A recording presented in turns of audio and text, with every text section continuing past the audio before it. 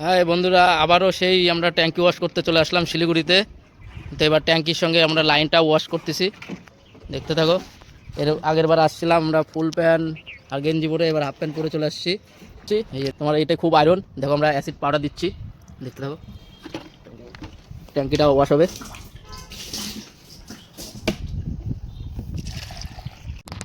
তোমরা এই জলটা দেখো, জলটা কি অবস্থা।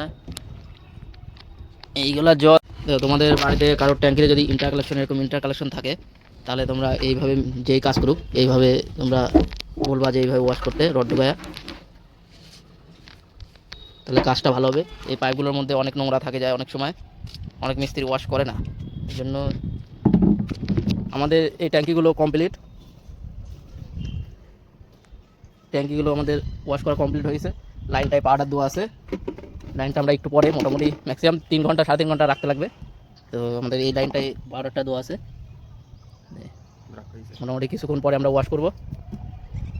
বাথরুমে চলে এসেছি, আমরা এখন কেমিক্যালটা দেওয়া ছিল ওয়াশ করবো।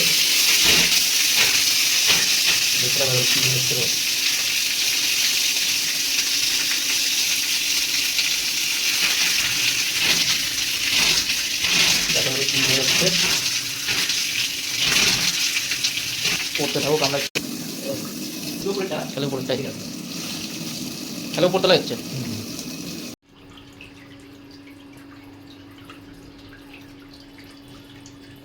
আমাদের এই ছোট্ট মেশিনটা জলটা ওয়াশ হচ্ছে, গ্লাসটার মধ্যে কেমিক্যালটা একটু পড়ছে, দেখো কি হচ্ছে।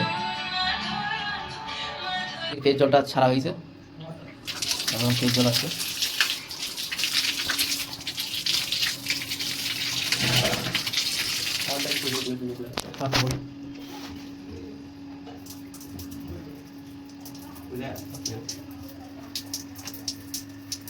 শাওয়ারের লাইনটাতে জল আসছিল না, তাই আমরা একটু চাবিটা খুললাম।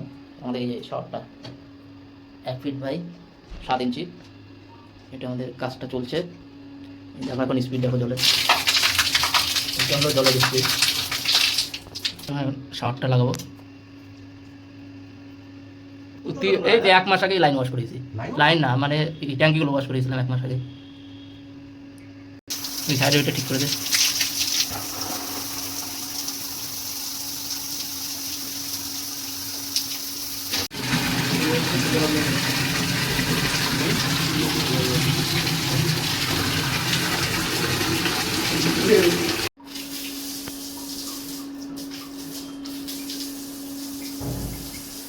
নতুন পিক আপ, এই দেখো ভাই মেশিনের স্পিড দেখো, নিচের থেকে কমা যায়, নাহলে ওই করতে হবে না, করে পারবে না তোমার আটো ঘোরা টুকরা। লাইন কমপ্লিট, ওয়াশ করা কমপ্লিট টোটাল। এটা হলো এসি বাথরুম।